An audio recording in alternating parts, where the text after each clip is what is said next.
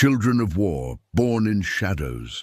They were not born in homes with white sheets and waiting cradles. They were not welcomed by bells or celebrations. They came into the world in shadows, hidden corners of barracks, behind latrines, in silence thick with fear. The first cries of these children were not met with joy but with dread, because every sound could draw attention, and attention in those places meant danger. They were children of war, born not out of choice but out of violence, carrying in their first breaths both the cruelty of men and the stubborn refusal of life to extinguish itself. Their mothers carried them quietly, their bodies marked by hunger, cold, and abuse. Pregnancy was not planned in those places. It was forced, the result of power wielded like a weapon. And yet, despite the brutality of conception, the miracle of life grew anyway. Even in a body battered by starvation, cells divided, hearts formed, and tiny movements stirred within. It was an act of defiance written into the very biology of survival. Life insists, even where death reigns. The women knew what it meant to be pregnant in a concentration camp. Food rations barely kept adults alive, and pregnancy meant double the hunger, double the weakness. Guards did not look at them with compassion, but with scorn, sometimes with cruelty, often with indifference. Some women tried to hide their swelling bellies under rags, praying the months would pass unnoticed. Others were forced into labor in silence, without help, without midwives, without water or fire to warm the newborn's skin. And yet, in those barracks filled with disease and despair, the cries of infants did rise. Thin, trembling cries, but real. Each one was both a miracle and a burden. Mothers wept not only from pain, but from terror. How could a child survive here? How could innocence grow in a place built for annihilation? Still, they cradled their babies, pressing them close, shielding them from eyes that might wish them gone. In their embrace, they whispered names the world would never record, names sometimes spoken only once before silence swallowed them. These children were born into contradiction. They were both proof of violation and proof of endurance. They carried the blood of perpetrators, but the spirit of survivors. For their mothers, holding them was a daily conflict. How to love a child who reminded them of brutality, yet how not to love a being so fragile, so dependent, so alive. Some mothers hesitated, torn between rejection and protection. Others, despite everything, clung fiercely, as though in this child lay their last chance to resist the dehumanization that surrounded them. In the darkest nights, when guards' boots echoed and whispers warned of selections, women pressed their babies tightly against their chests, silencing cries with the rhythm of their hearts. Sometimes, when food was gone, they gave up their own rations to keep a newborn alive a day longer.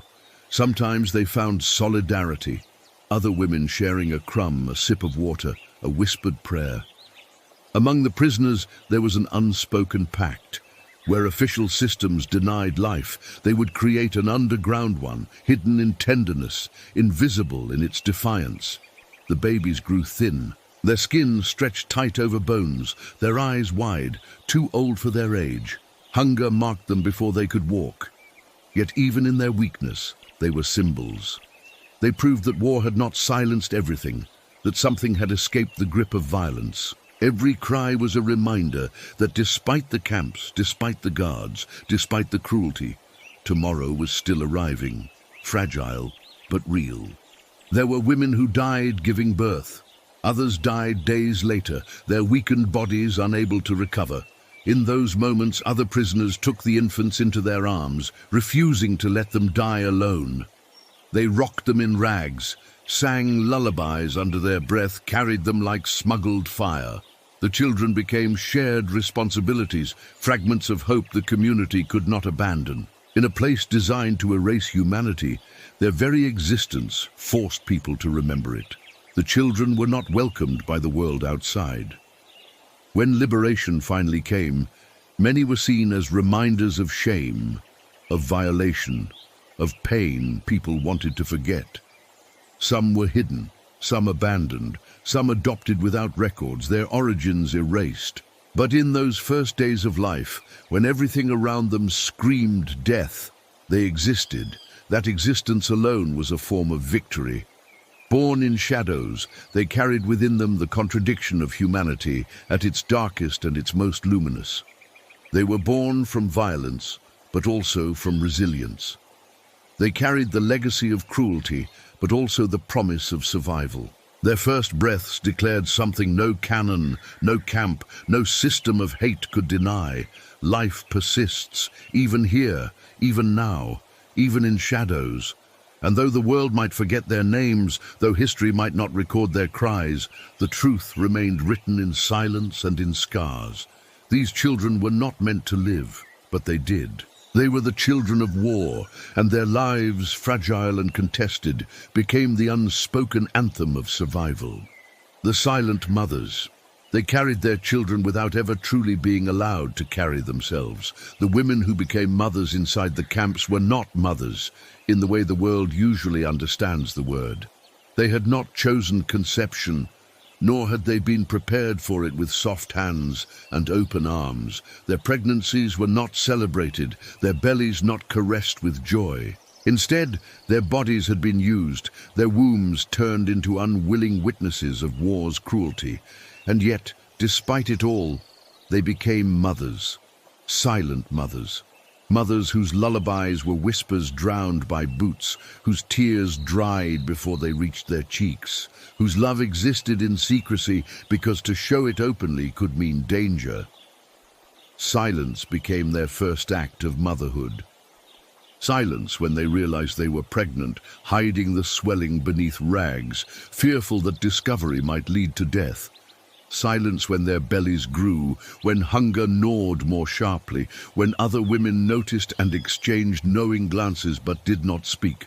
Silence in labor, biting cloth to keep screams from escaping. Muffling cries in the corner of a barrack so guards would not come. Silence in grief when babies were taken or when they died in the night too weak to keep breathing. But silence did not mean absence. It was the opposite. Their silence was full. Of fear, yes, but also of fierce devotion. In silence they passed crumbs of bread to their children's lips, even when their own stomachs screamed. In silence they warmed small bodies with their own frail frames. In silence they stitched scraps of cloth into makeshift swaddles, pretending for a moment that dignity still existed. Silence was how they resisted. Silence was how they survived. There were moments when they longed to scream, to curse the men who had marked their bodies, to rail against the injustice of bearing life in a place of death. But they swallowed those screams, knowing that rage had no space where survival was so fragile. Instead, they transformed their rage into care. Every touch became a statement of refusal. Refusal to let war erase tenderness, refusal to let brutality destroy the possibility of love. Some women, too broken or too traumatized, could not bring themselves to look at the children born from violation. They turned away, hands trembling, hearts split between the instinct to love and the pain of remembering. For them, silence was not comfort, but shield. Yet even then, others stepped in. Another woman would take the infant in her arms, singing softly, rocking gently. In this way, motherhood became a collective act. Where one woman's silence meant absence, another's silence meant presence. Together, they built invisible families, networks of care that defied the structure of the camp. Among the silent mothers, there was an unspoken understanding. They would protect one another, children, as if they were their own. When one mother collapsed from weakness, another bent to lift the baby she left behind. When one had a sip of water, she shared it between mouths, even if it meant none for herself. There were no laws, no contracts, no guarantees, only the silent pact that children must live, even when nothing else did. The guards did not see this. To them, the women were nameless bodies, their children an inconvenience or an afterthought. They looked without seeing, hearing without listening. They thought silence meant submission, But the women knew differently. Their silence was strategy. Their silence was protection. Their silence was a wall built out of nothing but will. Inside the barracks, lullabies still rose, whispered so softly they could not be distinguished from breathing. The women sang in languages stripped from them, melodies carried from homes they would never see again.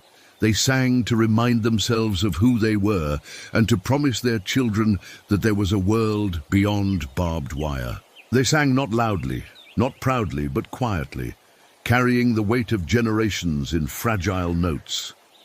These songs were their hidden voices, proof that silence was not emptiness, but fullness disguised.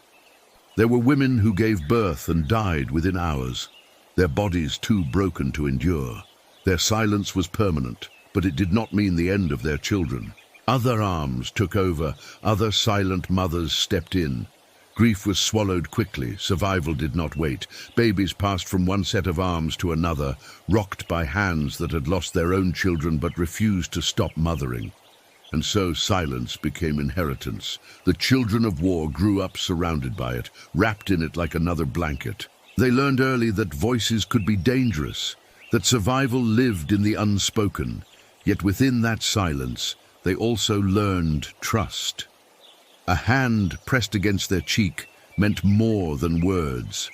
A heartbeat beneath their ear said more than lullabies could. They grew in silence, but they grew nonetheless. Years later, when some of these children survived and became adults, they struggled to speak of their beginnings. Many did not know who their mothers truly were, because silence had hidden identities as well as feelings. Some discovered only in fragments, whispers of stories, scars of memory, that they had been born of war, of violation. For them, silence remained a heavy inheritance, difficult to carry, but impossible to deny. Yet even in that silence lived a strange kind of power, for though words had been stolen, tenderness had not. Though histories were erased, survival was not. The mothers who had rocked them in silence left behind something greater than records. They left behind the unshakable truth that love can exist even where cruelty gives it no permission. The silent mothers were never honored in parades. No memorial was built in their names. History often skipped over them, preferring louder stories, clearer narratives, but their silence remains louder than any anthem. It lives in the breaths of the children they carried, in the lives that continued despite everything. The mothers had been forced into silence by brutality, but they transformed that silence into a shield. They built homes out of their arms, prayers out of their eyes, futures out of their endurance. And though they never asked for recognition, though they never sought remembrance, they carried the world in their quiet rocking. They were the silent mothers. And without them, no child of war would have survived. Names never written. They were born into a world that did not want to acknowledge them. In the barracks and the camps, where record-keeping was precise for death, but careless for life, these children arrived without certificates, without announcements, without lines in any official book. Graves had names, ledgers had numbers, but the children born in shadows often had neither. They were lives without ink, identities that existed only in whispers. They were the names never written. A mother might choose a name quietly in her heart, one carried from her family, her village, her faith. She might whisper it into the ear of her newborn, repeating it again and again, so that even if no one else remembered, at least the child would know who they were meant to be.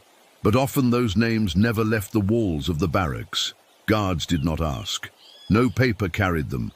When the mother died, the name often died with her, leaving the child nameless to the world, though never nameless to love.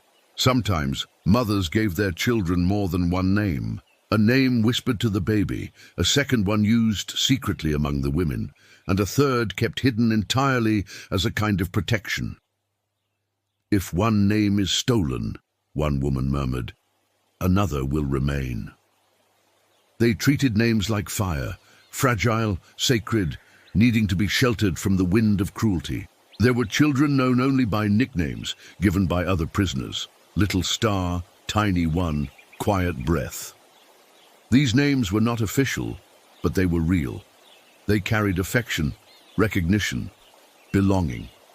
In a world that tried to erase individuality, even a nickname was an act of defiance. It said, "This child exists, this child is seen." But there were also many children who never received a name at all.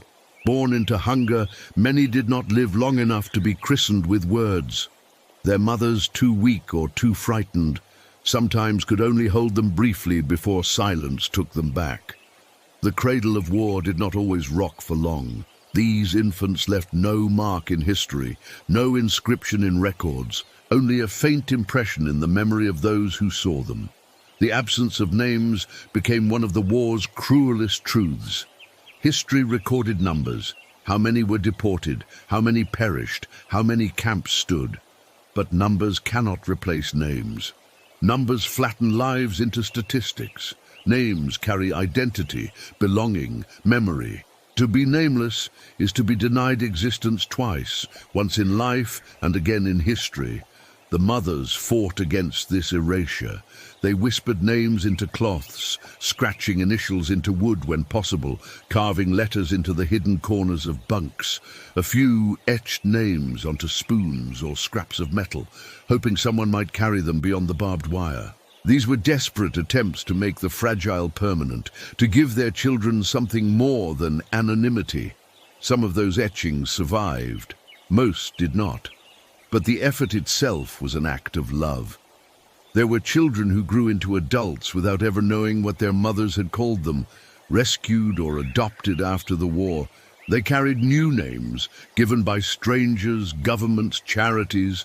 They wore them like clothes that did not quite fit. Some felt grateful, others restless, forever searching for the original name that had been whispered once in the dark, but never recorded. That absence haunted them like a missing limb. Years later, historians and survivors tried to reconstruct the names. They searched testimonies, pieced together fragments, collected lists. They wanted to restore what war had stolen. Yet for every name recovered, countless more remained lost. The silence of unwritten names stretched like a void through memory. But perhaps, she thought, the children were never truly nameless. A name written on paper can be erased, but a name spoken with love cannot be undone. Even if the world never heard, even if the record never showed, each child had at least once been called by someone's lips, held in someone's arms, rocked by someone's hands. In that moment, however brief, they were not nameless. They were loved. And love remembers differently than history does. She often repeated her child's name under her breath as she rocked the cradle, not for anyone else, but for herself, to keep it alive. The guards could ignore it, the ledgers could omit it, the world could forget it, but she would not. That name became her anthem, her prayer, her resistance. "You are not a number," she whispered. "You are mine. You are more than what they want to erase." The children of war carried names never written, but never forgotten. Their existence lived not in paper, but in the creak of cradles, in lullabies sung under breath, in the silent vow of mothers who refused to let memory die. And though history often overlooked them, they remained proof that even in places built to erase, life left its own mark. Names never written, but always spoken. Names never recorded, but always real. The weight of innocence. Innocence is supposed to be light. It is supposed to carry the sound of laughter, the softness of sleep without fear, the curiosity of hands reaching for butterflies. But in the camps, innocence was not light. It was weight. Heavy, unbearable at times, pressing down on tiny shoulders that had never chosen to bear it. The children born of war carried this contradiction from their very first breath. They were innocent, yet they carried the burdens of crimes they had never committed. The weight of innocence appeared first in the eyes of the mothers. To look at their children was to see both purity and pain. They saw faces untouched by hatred, but marked by its consequences. Each small cry was innocent, yet it risked punishment if heard by the wrong ears. Each small body was blameless, yet already condemned by the conditions into which it was born. The mothers ached with the knowledge that their children would grow up learning fear before joy, hunger before abundance, silence before song. That knowledge was a burden heavier than chains. The children, though too small to understand, absorbed this weight in their bones. Their earliest sensations were not of safety, but of tension. Mothers holding them too tightly, women silencing their cries, neighbors shielding them with bodies that trembled. They learned that the world was not a place of welcome, but of danger. Innocence was not a shield, but a vulnerability. And in that vulnerability lay the heaviest truth. To be innocent in a place built on cruelty was to be exposed. Still, there was another side to this weight. Because innocence, even heavy, had power. It reminded the women of what had not yet been broken. When a child reached out a hand, when a baby smiled despite the hunger in its belly, it was as if life itself was mocking the war. You cannot erase this, the smile seemed to say. The mothers felt it in their hearts. Innocence, though heavy, gave them strength to keep going. It demanded their protection, their sacrifice, their silence. It made them endure longer than they thought possible. There were children who grew just enough to speak a few words. They asked questions their mothers could not answer. Why is there no bread? Why are we here? Why are people crying? Their innocence forced adults into silence. How could they explain cruelty to someone who had not yet known kindness? How could they describe hatred to someone who only understood attachment? Those questions weighed heavier than the hunger itself. They revealed a gap between what children deserved to know and what they were forced to endure. Some mothers tried to protect innocence with stories. They whispered tales of rivers, forests, stars, even when the children had never seen them. They described bread warm from the oven, milk fresh from cows, festivals filled with music. They created entire worlds within their words, carrying innocence like a fragile lamp through darkness. These stories were heavy with longing, but they allowed the children to believe in a tomorrow different from today. And that belief, even if born of imagination, kept both mothers and children alive a little longer. But innocence also carried stigma. After liberation, some children were not welcomed with open arms. They were reminders of crimes born from acts of violation. Their existence raised uncomfortable questions, questions families and communities preferred to bury. These children grew up with a double burden, carrying their innocence while also carrying the shame society tried to place upon them.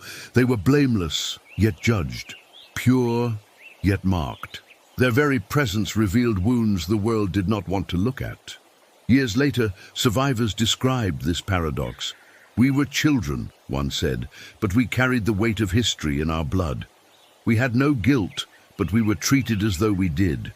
We were innocent, but innocence was heavier than guilt. Such testimonies revealed what the camps had done, not only stolen lives, but twisted the meaning of life itself. For the mothers, the weight of innocence was both despair and salvation. It crushed them to know their children would suffer for crimes not their own. But it also lifted them to know that despite everything, their children had not chosen hatred, had not learned cruelty, had not surrendered to death. They represented a possibility beyond war, a seed of tomorrow untouched by today's violence. That paradox kept them alive. When she rocked her child, she often thought, "You are heavier than you should be, not in body, but in destiny. You carry what I cannot give, and what I cannot protect you from. But you also carry light I cannot extinguish. You are weight, and you are promise, and I will hold you as long as I can." The children of war bore the weight of innocence in silence, their small lives caught between memory and forgetting, between cruelty and tenderness.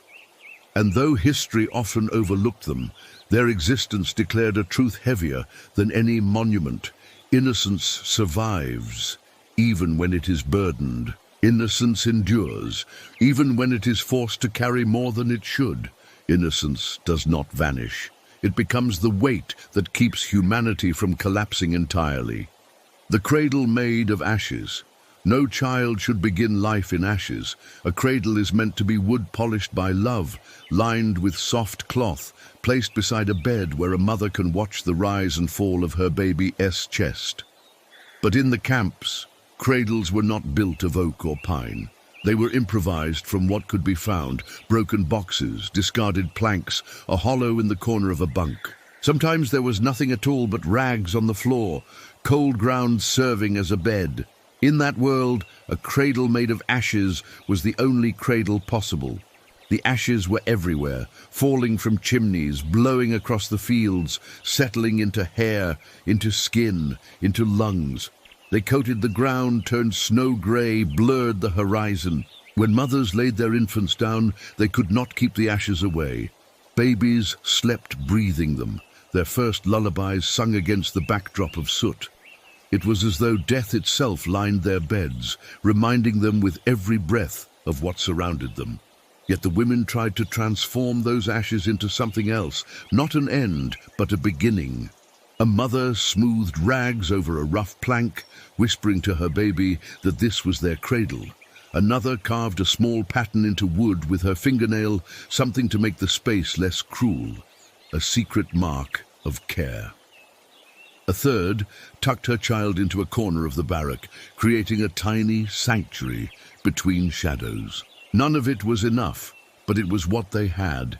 Even in ashes, they tried to build cradles. Even in destruction, they insisted on tenderness.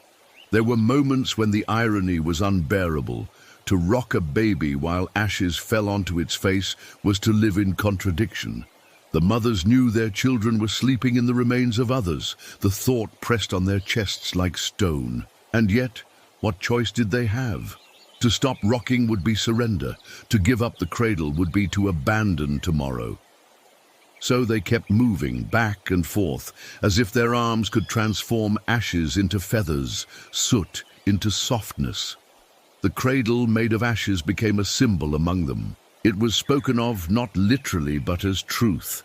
Our children sleep in ruins, but they sleep. That fact alone was victory.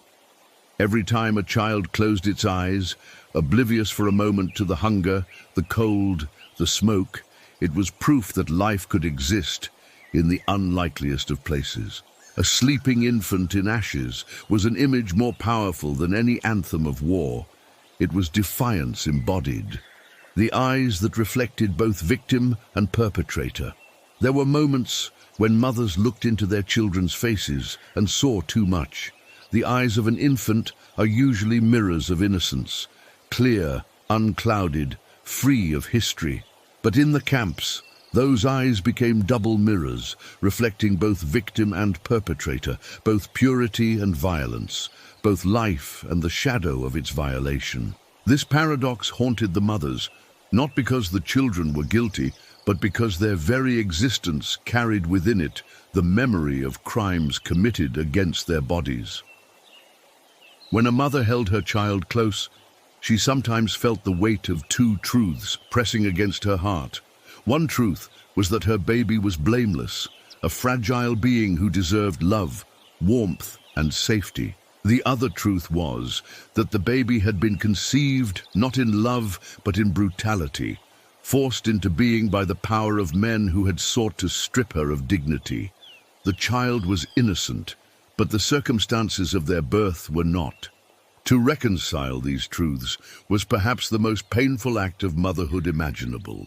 In the child's eyes, she sometimes caught glimpses that terrified her, the curve of a cheekbone that belonged to the enemy, the color of irises that echoed those who had caused her suffering. It was not the child's fault, but it was there, unavoidable, undeniable. Each resemblance was a scar carved into her memory, a reminder of what had been taken from her. Yet at the same time, those same eyes looked up at her with absolute trust, unknowing, unmarked by guilt. They asked only to be loved. Some women could not bear it. They turned away, unable to reconcile the contradiction. Their silence became a wall, their arms refused the embrace, their gaze avoided the child's eyes. Others, however, chose differently. They decided that love would not be stolen from them, even if brutality had given them a child. They looked into those eyes and saw not the perpetrator, but the victim, another prisoner, born without choice, needing protection. For them, loving the child was an act of reclaiming power, of refusing to let the violators define their motherhood. The children grew with this duality written into their very being. They were often treated differently by others, marked by whispers, judged not for what they had done, but for what they represented. Some carried features that stood out, making their origins visible in communities that wanted to forget. They became walking reminders of a pain everyone longed to bury, innocent yet judged, blameless yet blamed. Their eyes told stories they did not understand, and those stories became weights they carried into adulthood. For the mothers, this paradox never disappeared. Even in moments of tenderness, when a child slept peacefully against their chest, there was always the echo of memory. Yet many chose to transform that echo into defiance.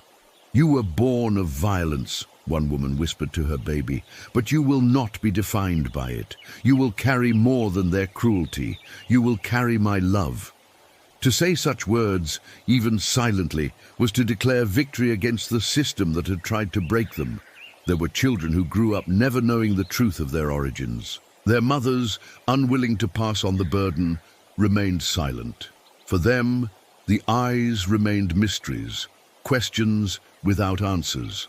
Others were told, often harshly, often by those outside their families, that they were children of the enemy. For those children, mirrors became complicated. To look at their reflection was to wonder, do I belong to those who loved me or to those who hurt them? The answer was both and neither. They were themselves, separate, yet forever tied to a past they did not choose. The babies did not know what their beds were made of.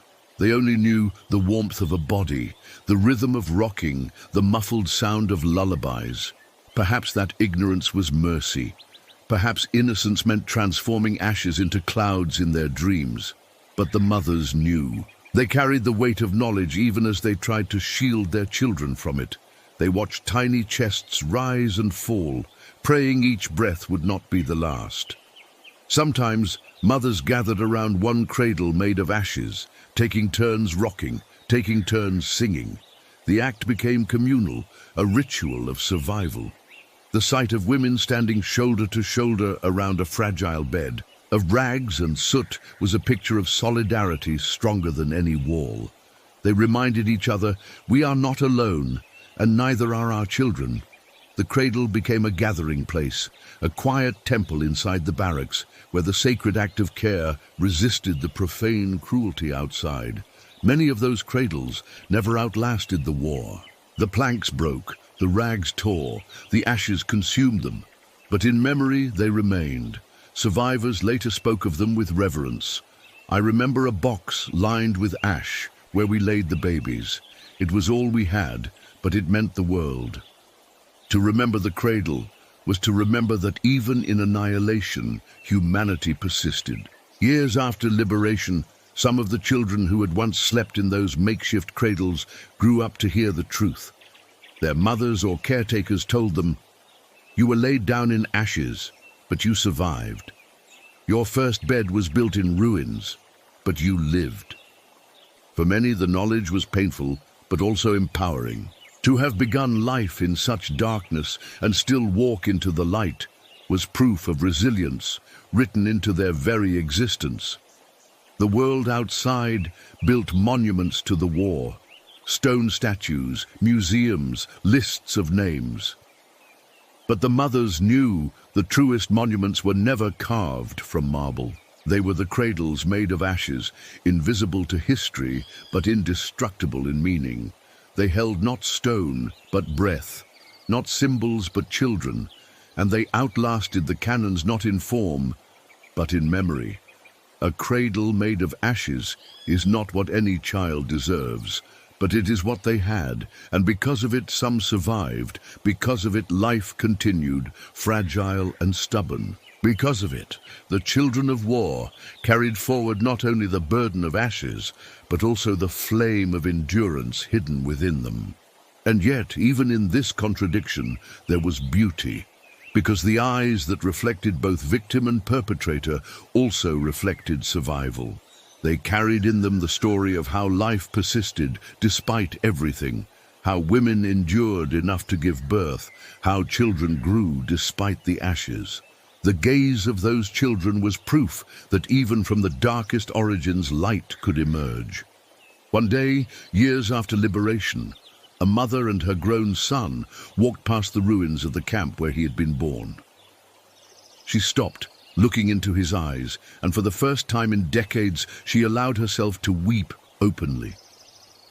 He held her hand and asked softly, "Why are you crying?" She shook her head, unable to explain the full truth. But inside she thought, "Because in your eyes I see both my suffering and my salvation. Because in you I see the man who hurt me and the reason I survived him. Because you are more than both." That was the legacy of the children of war. They carried the contradiction in their eyes, but they also carried the possibility of transformation. They were proof that humanity cannot be reduced to the violence that creates it.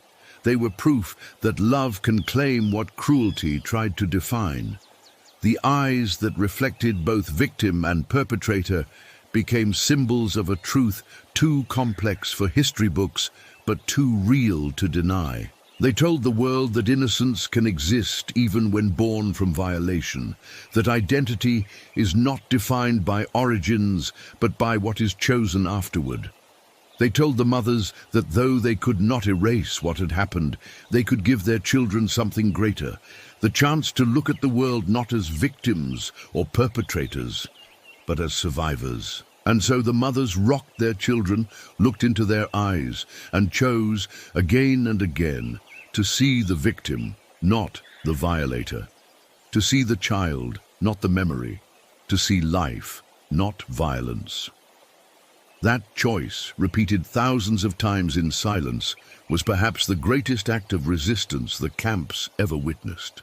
Songs, whispers in barracks. The barracks were filled with the sounds of war, boots striking wood, orders shouted in harsh tones, coughing, sobbing, silence thick with fear. Yet within those same walls another sound rose, softer, nearly invisible. It was the sound of mothers whispering songs. They did not dare sing loudly. Music was forbidden, and joy itself was considered a form of rebellion. But in whispers, in breaths that barely stirred the air, the women carried melodies. Those songs became threads woven into the darkness, invisible bridges between despair and survival. The songs were not always whole. Sometimes they were fragments of hymns remembered from childhood, sometimes lines of folk tunes passed down by grandmothers, sometimes just a humming without words. In the camps, memory itself was fragile, and melodies often broke apart under the weight of hunger. Yet even fragments were enough. Even a single note hummed against a baby's ear could carry comfort. Even a half-remembered lullaby could remind both mother and child of a world beyond the barbed wire. The babies did not understand the words, but they understood the rhythm. They recognized the vibration of their mother's chest as she sang, the familiar rise and fall of tone that meant safety. Their bodies softened in response, their breathing calmed.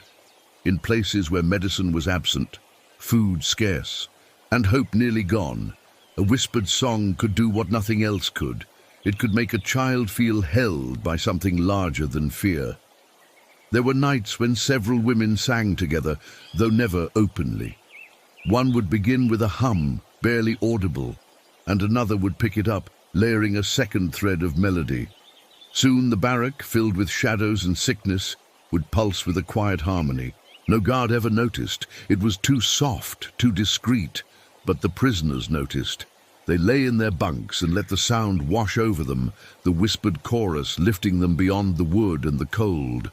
For a few minutes, the camp was not only a place of death, it was also a place where song still lived. The children of war were raised in these whispers. Their lullabies were not loud enough to echo, not strong enough to be remembered by history, but they were enough to shape memory inside small bodies. Later, survivors would recall that even in the deepest nights, even when despair was unbearable, they remembered their mothers humming. That sound became their anchor. It told them, "You are alive, and I am with you." The women sang not only for the children, but for themselves.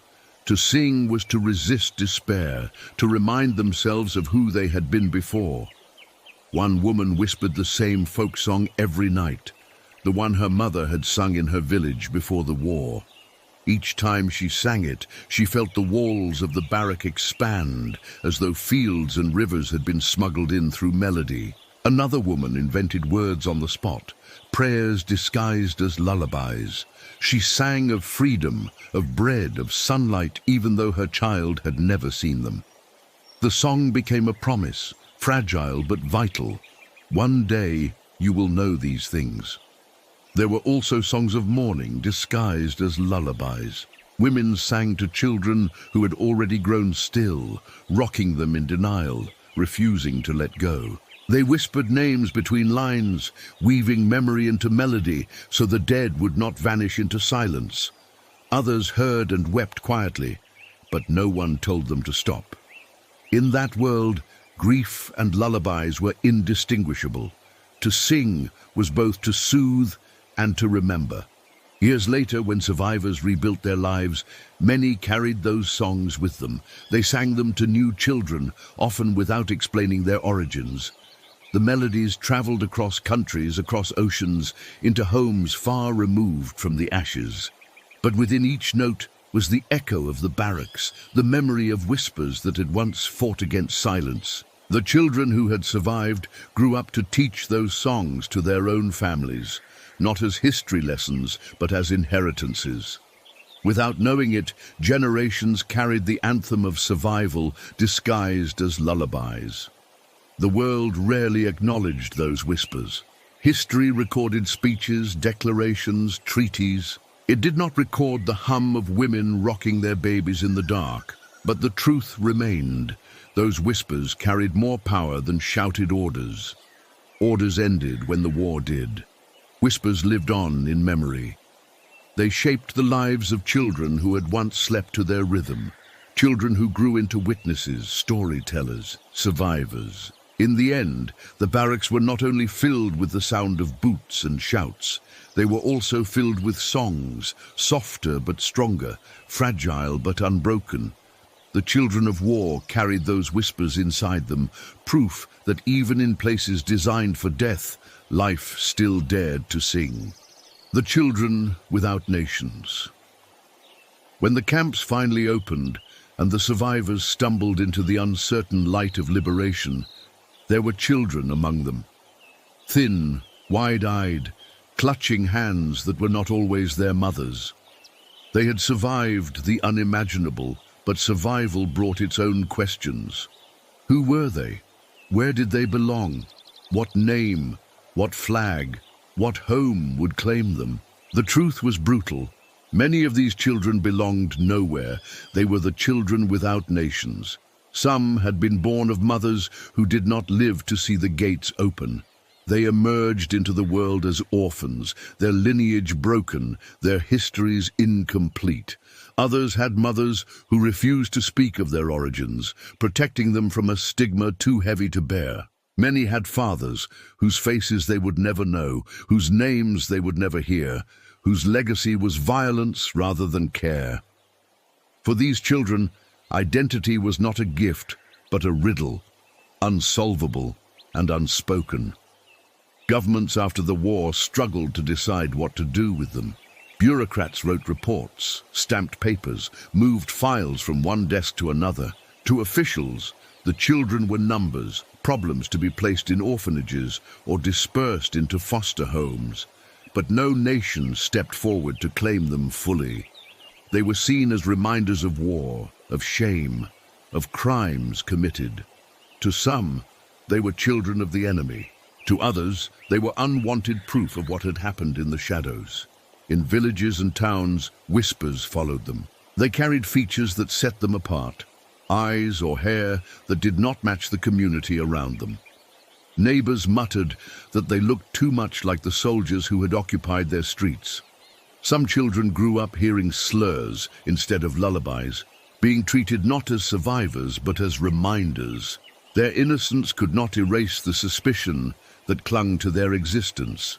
Yet for all the rejection they endured, many were taken in by families who saw beyond the whispers, who recognized that a child was still a child, regardless of blood.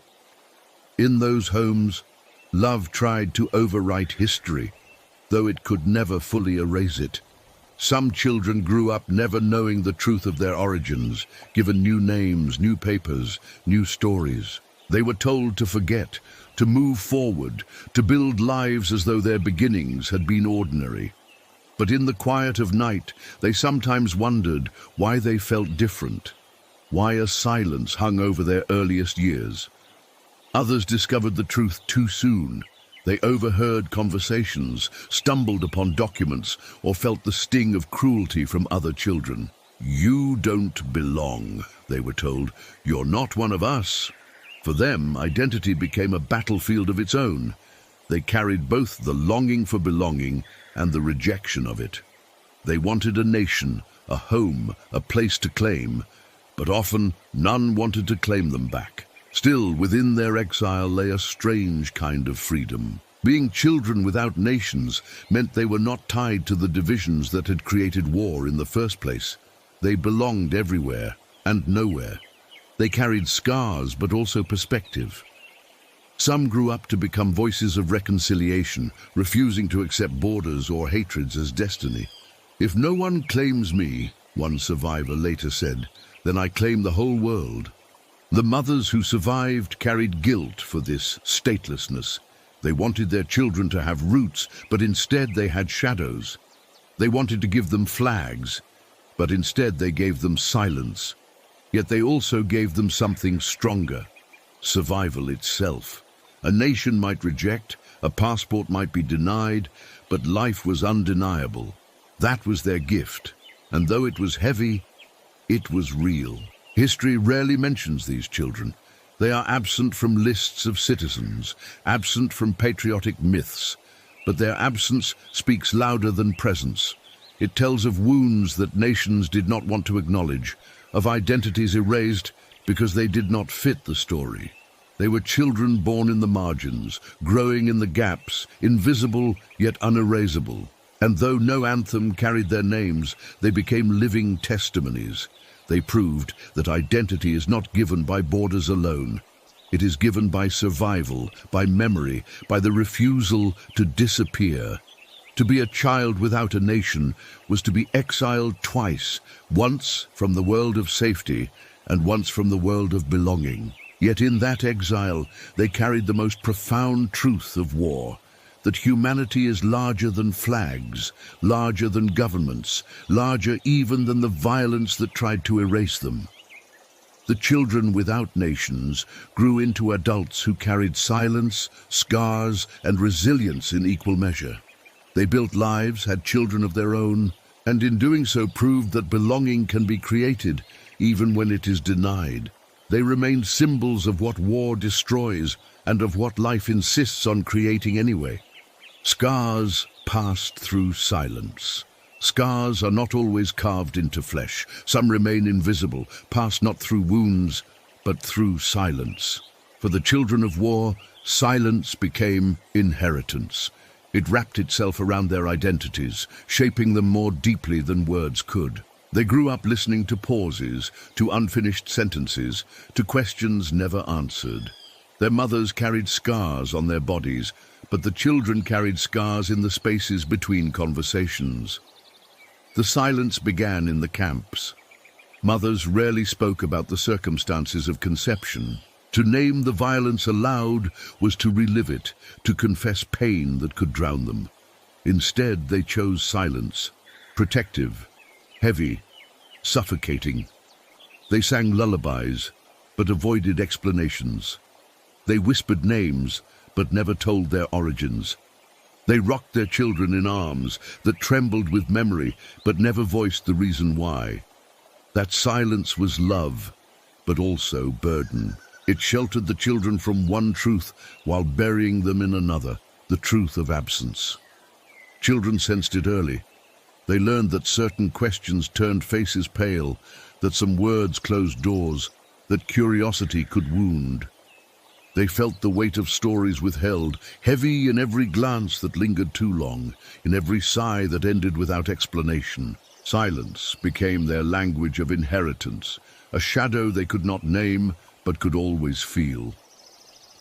When the war ended and life moved forward, the silence followed them. Some grew up in families that tried to erase the past entirely. "It is over now," they were told. "Do not ask." In such homes, silence was enforced, a wall meant to block memory. Yet behind that wall, scars deepened.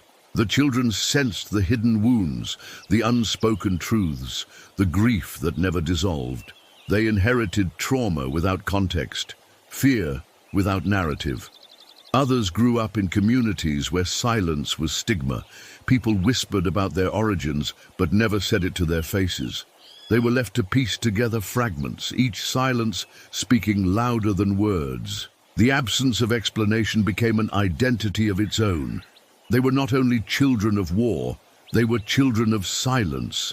And yet, scars passed through silence can shape resilience as well as pain. Some children learned to read what was not said, to sense emotion beneath stillness, to carry empathy sharpened by absence. They became listeners, protectors, caretakers. They carried silence not only as a scar, but also as a skill, the ability to see beyond words, to understand pain that cannot be spoken. As adults, many of them struggled to tell their own stories. They inherited the silence so deeply that words felt dangerous. To speak was to break loyalty to mothers who had survived by not speaking. To tell the truth was to betray the shield that had once kept them alive. And so the silence continued, generation after generation, scars passed like heirlooms. Historians later tried to recover these stories, but they were met with resistance. Survivors often shook their heads, saying, "Some things cannot be spoken." The children, now grown, echoed that refrain. Their scars were real, but they lived in spaces beyond language.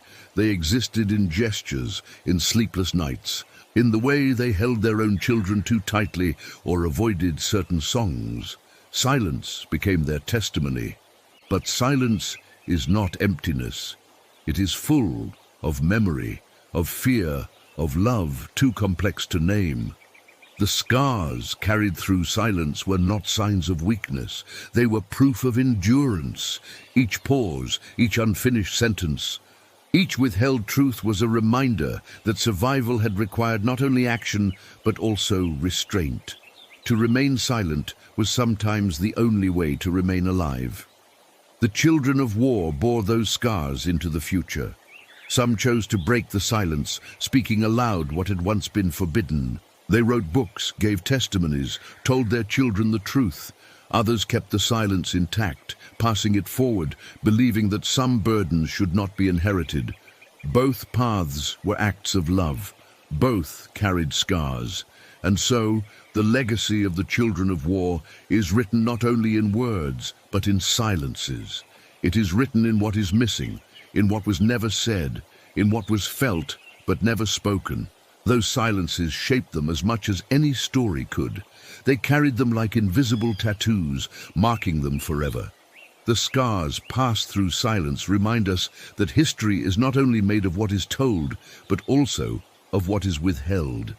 The children of war were shaped by both, the words they never heard and the silences that surrounded them. And though silence cannot be archived, it can be remembered. It can be honored as proof of endurance, of pain carried quietly, of love too deep for language. The hunger that shaped their bones, Hunger was their first language. Before words, before laughter, before play, there was the gnawing ache of emptiness. The children of war were born into scarcity so absolute that it carved itself into their bodies. Their bones grew thin and brittle, their bellies swollen from starvation, their eyes too large for faces so small. Hunger did not only shape their days, it shaped their very being, leaving marks that would remain long after the camps fell silent. Their mothers carried the guilt of it like an additional weight. Every crumb, every sip of water, every scrap of food became a decision. Do I take it for myself and remain strong enough to protect, or do I give it to the child who cannot survive without me? More often than not, the choice was sacrifice. Women broke bread into invisible halves, always giving the larger piece to the small hands reaching upward. They went to sleep with stomachs empty so their infants might have one more day. Hunger became a form of currency, traded silently between generations, mothers starving so children could live.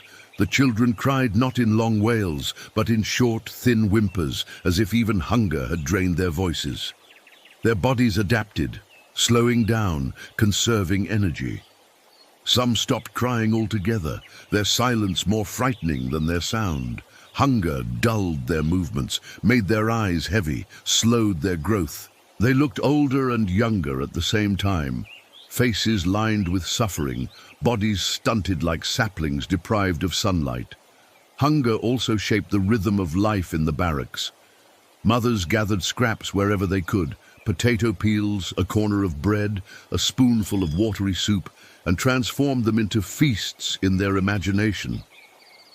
They chewed slowly, feeding their children first. Pretending for a moment that love could fill what food could not, they told stories of bread rising in ovens, of milk warm from the cow, of fruit dripping with sweetness.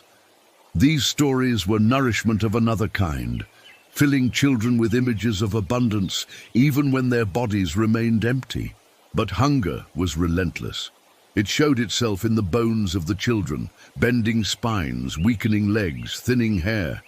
It became their constant companion, shaping how they sat, how they breathed, how they looked at the world. A child's first steps were delayed not by lack of will, but by lack of strength. A child's first words were spoken through lips cracked from thirst. Hunger became part of their identity before they even knew the meaning of the word. After liberation, doctors examined these children and wrote in their notes, malnourished, underweight, delayed development. But those words captured only the surface. Hunger had done more than weaken their bodies. It had etched itself into their memories, their emotions, their very sense of safety. Food was never just food again. A piece of bread became a symbol, both of survival and of fear.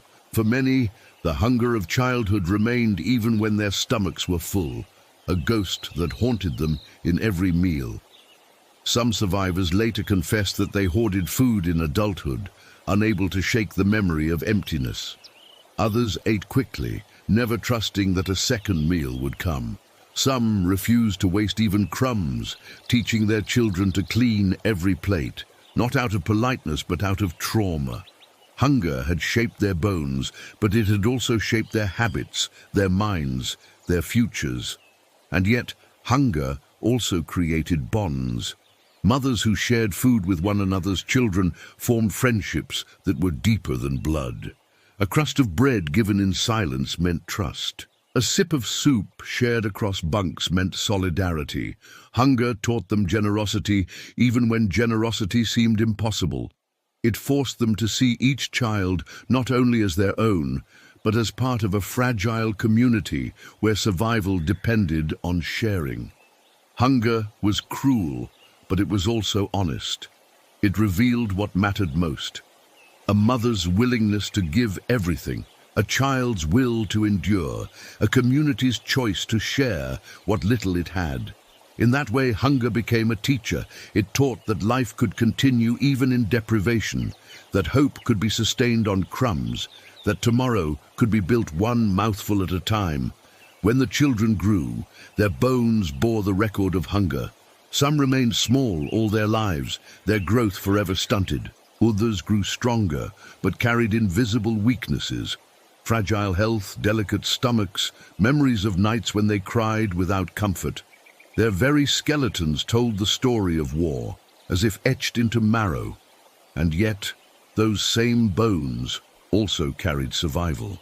Each rib, each limb, each fragile frame that made it out of the camps was proof of endurance stronger than starvation. Hunger had shaped them, but it had not destroyed them. It had written itself into their bodies, but their bodies had still grown, still walked, still carried life forward. The children of war were shaped by hunger, but they were not defined by it alone. They carried scars in their bones, yes, but also strength. They learned that emptiness does not mean absence, that deprivation does not mean defeat. They learned that even the smallest crumb can be enough to keep hope alive. The hunger that shaped their bones became part of their legacy. It reminded them of what they had endured, but also of what they had overcome. They were not just hungry children, they were survivors. And in that survival lay the truest nourishment of all. The fragile bonds of care. Care in the camps was never guaranteed. It was fragile, improvised, stitched together like torn fabric, constantly at risk of unraveling. And yet, without it, the children of war would never have survived.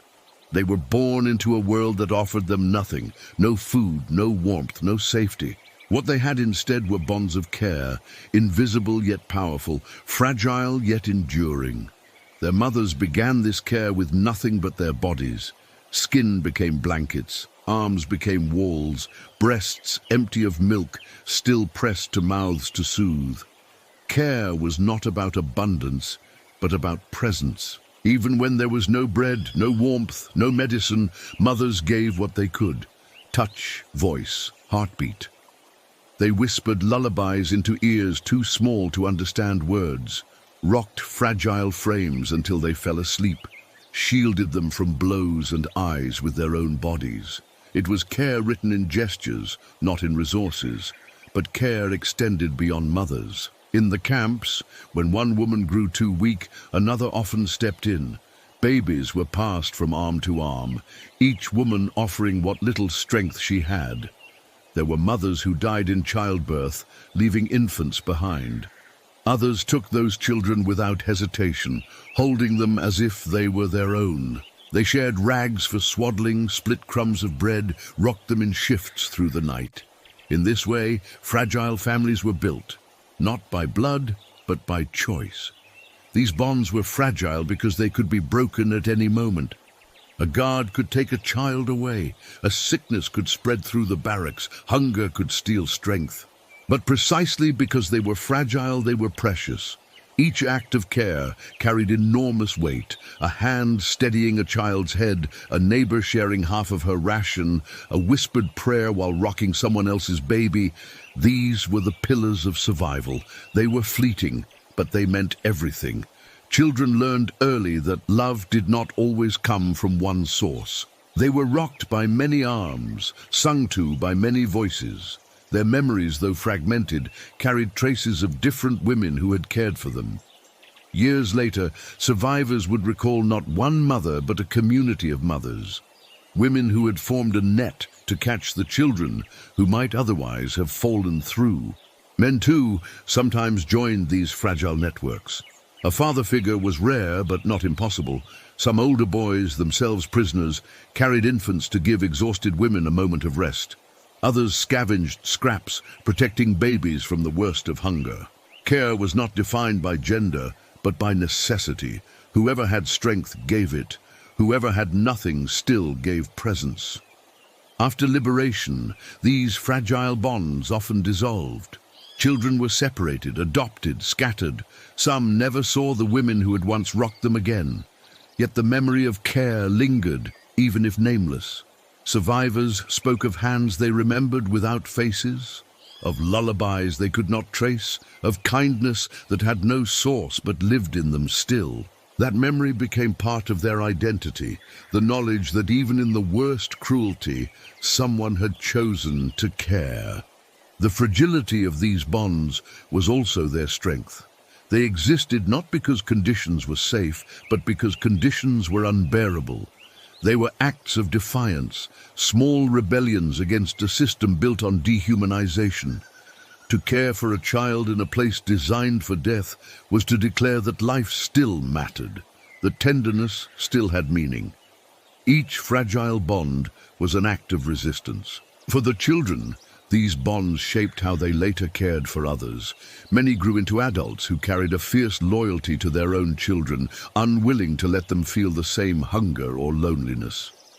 Others built communities where care was shared, remembering how survival had come from collective arms, not individual strength. Their own fragility made them compassionate. Their own brokenness made them determined to heal. History often overlooks these invisible bonds. It counts the dead, records the battles, names the leaders. It does not record the moment when one woman handed her last piece of bread to another's child. It does not record the nights when 4 women took turns rocking one baby until dawn. But those moments were as significant as any victory. They were victories of another kind, the victories of humanity against its attempted erasure. The fragile bonds of care in the camps remind us that survival was not accidental. It was crafted, sustained, fought for in whispers and gestures. It was fragile, yes, but it was enough. It carried children through the ashes, gave them a chance to grow, gave the world witnesses it would one day need. The children of war survived because care, though fragile, was stronger than cruelty. Because a hand reached out when it could have withdrawn. Because a voice whispered when silence seemed safer. Because love, though broken, refused to vanish. The shadows of fathers. They never knew. Every child asks at some point, "Who is my father?" For most, the answer is clear. A man whose face they recognize, whose voice they know, whose presence anchors them. But for the children of war, the question lingered like smoke. Unanswered, unwelcome, unbearable. Their fathers were shadows, either absent by death, erased by silence, or hated because of the violence that had brought them into being. In the camps, fathers were almost always missing. Many men had been executed, sent to labor, or transported away long before the children were born. Some children were conceived not by love, but by violation. Their fathers, soldiers, guards, or men who used women's bodies as another battlefield. To speak of these fathers was dangerous. To name them was to reopen wounds too raw. So mothers chose silence. They avoided the question before it could ever be asked, carrying the shadow alone so their children would not have to. But shadows have weight. Even without words, children felt the absence. They looked around and saw other families with men returning, other children climbing onto their fathers' laps. They wondered why theirs was missing. They noticed the way neighbors stared, the way silence hung when their origins were mentioned.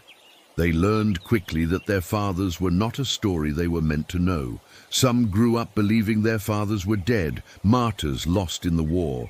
Others were told nothing at all. Still others overheard fragments, whispers about soldiers, about violence, about shame. Those fragments cut deeply because they offered half-truths without resolution. To imagine a father as both absent victim and present violator was a contradiction too heavy for young hearts. The mothers carried impossible burdens in this. For those whose children had been conceived by rape, each look into their child's eyes risked reopening the wound of what had been done to them. And yet many chose to love their children fiercely, separating the child from the shadow of the father. Others could not bear it, withdrawing in silence, leaving the child to feel the distance without ever understanding why. Both responses were born of trauma, both were acts of survival. The children of war became experts in sensing what was not said. They knew the difference between an avoided glance and a true answer. They felt the weight of questions left hanging. Who was he? Was the question that lived in their bones, even if it never passed their lips. And when they grew old enough to ask, the answers were rarely clear. Some mothers, after decades of silence, eventually confessed. They told their grown children the truth of their conception, with tears, with apologies, with trembling voices. For some, this honesty brought relief. Finally, the shadow had a shape, however painful. For others, it brought anguish. To learn that their blood carried the trace of violence was to feel both contaminated and abandoned. It left them asking, if my father was a perpetrator, what does that make me? Others never learned at all. Their mothers carried the secret to their graves, believing they were protecting their children from pain. Those children grew into adults still haunted by the absence, wondering forever whether they had been born of love or of cruelty. The shadow followed them, longer than a lifetime, stretching even into the identities of their own children. Yet even in this, resilience appeared. Many children of war declared, "I am not my father." They built lives deliberately defined by care, by kindness, by refusal to repeat harm. They saw in themselves the proof that inheritance is not destiny. Their blood carried shadows, yes, but their choices carried light. They turned the silence of their origins into a vow. The violence that created them would not define them. In time, some historians and researchers began to trace these lives, giving voice to the children of war who had long been overlooked. They recorded testimonies of those who grew up fatherless, or with fathers who existed only as trauma. These testimonies revealed a shared truth, that absence is as formative as presence. A missing father can shape a life as profoundly as a present one. But beyond history, the deeper truth lived in the children themselves.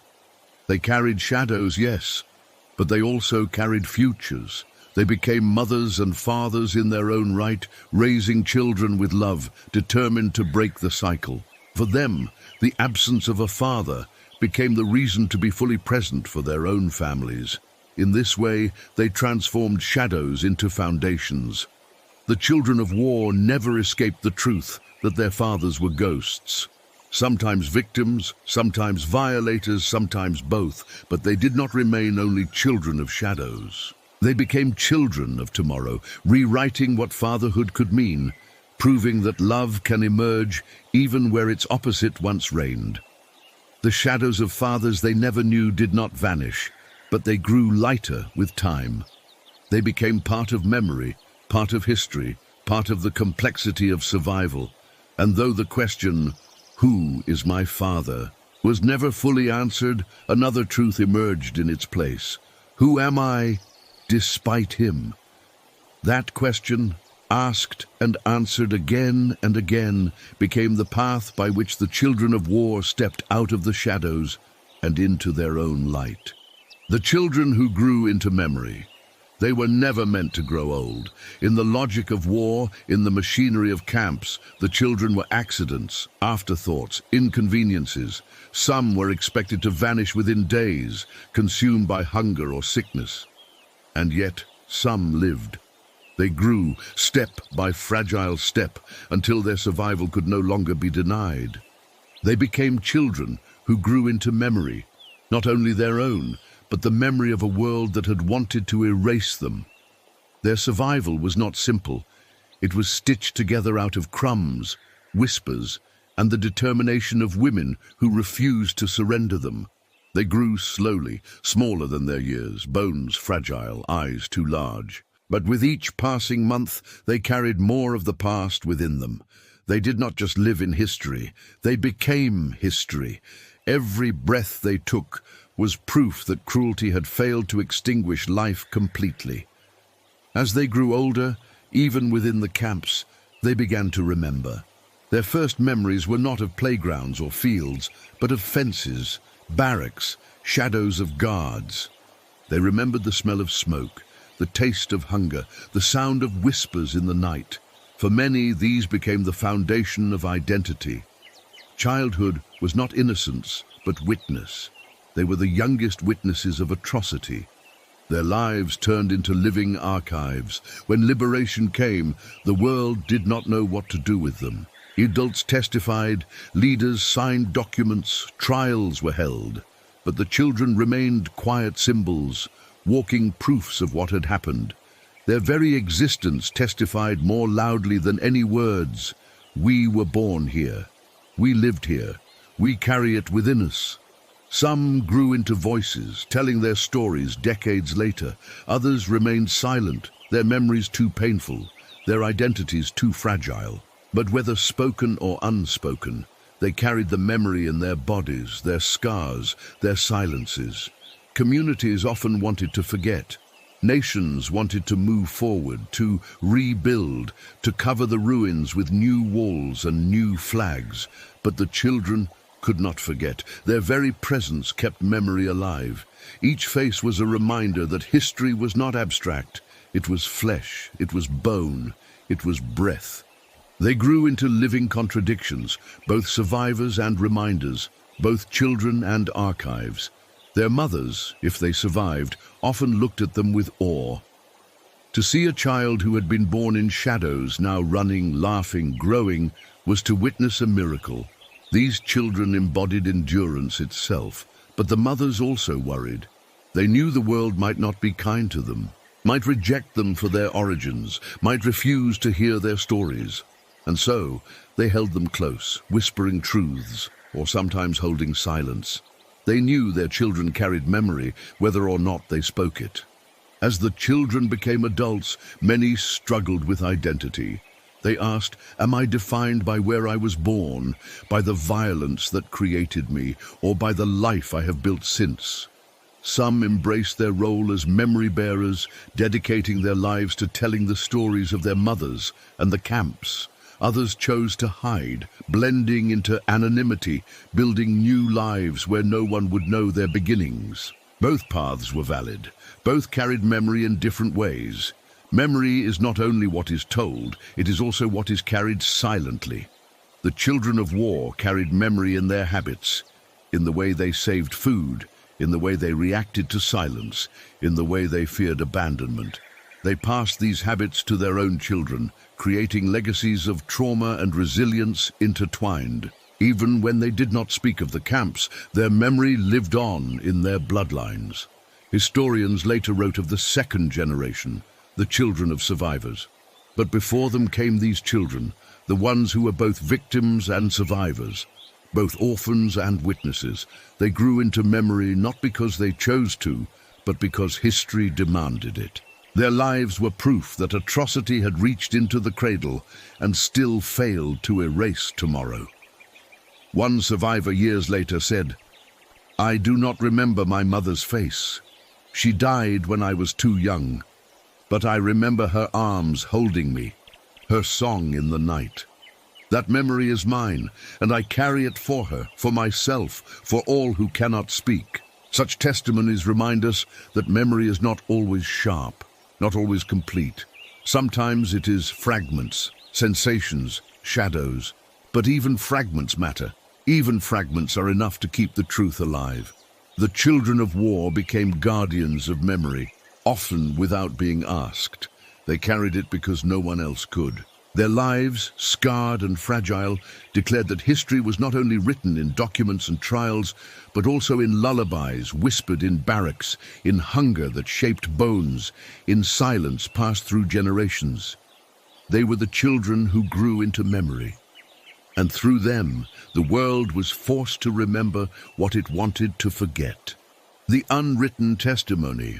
History is often recorded in books, in documents signed by officials, in trials where testimonies are spoken and written down. But for the children of war, their testimony rarely reached paper. Many of them grew up voiceless, not because they had nothing to say, but because the world did not know how to listen. Their lives were the unwritten testimony, stories carried in bodies, in silences, in scars, in habits passed to their children. When liberation came, investigators asked for evidence. They wanted numbers, dates, names. They wanted to reconstruct crimes in the language of law. But infants had no documents. Children too young to speak could not explain what they had lived. Mothers who might have testified often chose silence, protecting their children from stigma or protecting themselves from reliving their pain. And so the children's stories went largely unrecorded. They became part of the shadows between official accounts, living proofs of history that the archives rarely acknowledged. Yet their very existence was testimony. To look at them was to know what had happened. Their bodies bore witness, bones thinned by hunger, skin scarred by neglect, eyes too old for their age. Each child was a silent declaration. This happened, and I lived through it. No words were necessary, but no words were offered either. The world, eager to move on, often preferred silence to the uncomfortable truth of what these children represented. In families, the testimony was buried under daily life. Mothers who survived rarely spoke openly of the circumstances of conception. To tell a child they were born of violence was a truth too heavy to pass on. Instead, they built walls of silence, shielding their children from words, but not from memory. The testimony remained unwritten, carried instead in gestures, a hand that trembled at the sight of uniforms, a face that grew pale at certain songs, a silence that filled the room when questions arose. The children, growing older, sometimes sensed the weight of this silence. They felt the presence of something unspoken, a truth hovering just beyond reach. Some dug for answers, asking again and again, only to be met with tears or avoidance. Others accepted the silence, folding it into their identity, living with the knowledge that what defined them most could not be put into words. Their lives became testaments without testimony, truth without confession. For those who did speak later in life, the struggle was immense. To break the silence was to risk shame, rejection, even disbelief. Some survivors wrote memoirs, finally giving voice to what had long been suppressed. Others gave interviews, telling the stories of being born in barracks, of growing up as children of violence. But for every story told, countless others remained silent, unwritten, carried only in private. This absence is not emptiness. It is another kind of archive, an archive of silence.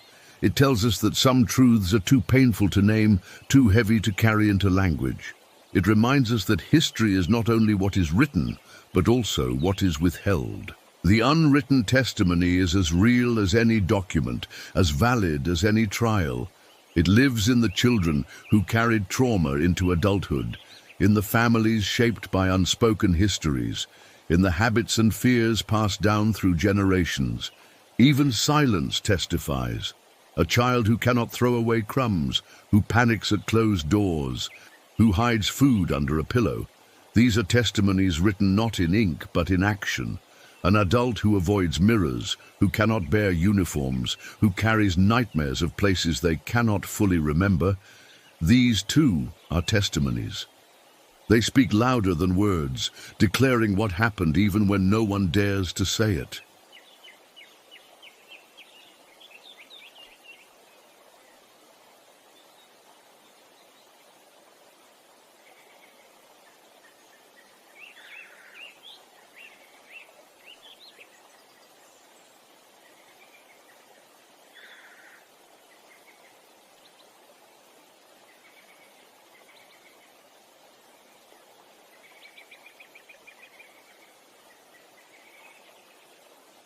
Children of war. They were not supposed to exist. History had no space prepared for them, no lines waiting in its ledgers. They were conceived in violence, born in ashes, carried in silence. They came into the world fragile, nameless, unwanted by nations, yet too alive to be erased.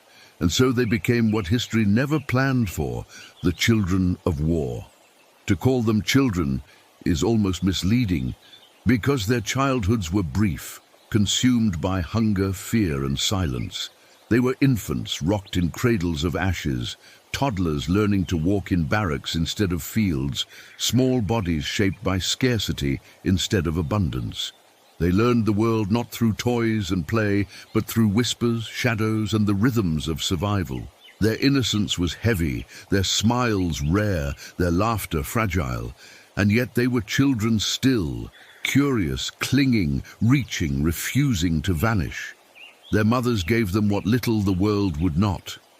They gave warmth when there was no fire, milk when their own bodies were starving, arms when no walls stood. They gave lullabies whispered so softly they barely rose above breath. They gave names that no archive would record. names that existed only between mother and child. They gave everything they could, even when it meant giving their own lives. And when they could give no more, others stepped in, neighbors, fellow prisoners, strangers who became family. Care was fragile, but it was enough. The children bore contradictions written into their very being. They were victims, yet they were also reminders of perpetrators. They carried features that made some turn away, yet eyes that demanded to be seen. They were innocent, yet blamed. They were too young to understand, yet old enough to remember. They were at once hidden and exposed, silenced and heard, erased and undeniable. When the war ended, the world did not know what to do with them. Some were adopted, given new names, folded into families who never told them the truth. Some grew up in orphanages, carrying silence as their only inheritance. Some discovered their origins too late, through whispers or documents that shattered the identities they had built. Others never discovered at all, living entire lives with shadows they could never name. But whether acknowledged or hidden, whether embraced or rejected, they remained witnesses. Their lives testified to the brutality of war, not in speeches, but in presence. Each child who survived declared, "You tried to erase us, but here we are." They became walking memories, unwritten archives, proof that even the most systematic violence could not annihilate tomorrow entirely. As they grew, many struggled with identity. They asked who they were, where they belonged, whose blood ran in their veins. Some embraced their survival as strength, turning their trauma into testimony. Others carried it quietly, never speaking, building ordinary lives on extraordinary beginnings. There was no single path, no single outcome. The only constant was survival itself, the stubborn persistence of life. Generations later, their children and grandchildren still felt the echo. Habits passed down, saving crumbs, fearing silence, clinging too tightly, became evidence of scars inherited without explanation. Some families eventually told the truth, others maintained silence, but the legacy endured, reminding the world that war does not end when the guns fall silent. It lives on in the children who carry its shadows forward. To speak of the children of war is to remember not only tragedy, but also defiance. They were born in places designed for death, yet they lived. They were conceived in violence, yet they became carriers of tenderness. They were rejected by nations, yet they built families of their own. They were written out of history, yet they became history itself. Their testimony may never be complete. Their names may never fill the pages of books. Their stories may remain fragmented, whispered, half-forgotten. But their existence is enough. To know they lived is to know that life triumphed where it was not supposed to. To remember them is to resist the erasure that war tried to impose. The children of war stand as the most painful, most powerful reminder of what humanity is capable of, both in cruelty and in endurance. They remind us that violence creates wounds that echo across generations, but also that love survives even in ashes. They remind us that silence can be both prison and protection, that absence can shape as much as presence, that survival itself is a kind of victory. And so we end where we began, in shadows. But now the shadows are not only of violence, but of resilience. They are the silhouettes of children once hidden, now remembered. They are the outlines of lives that defied erasure. They are the proof that even in the darkest corners of history, humanity insisted on surviving.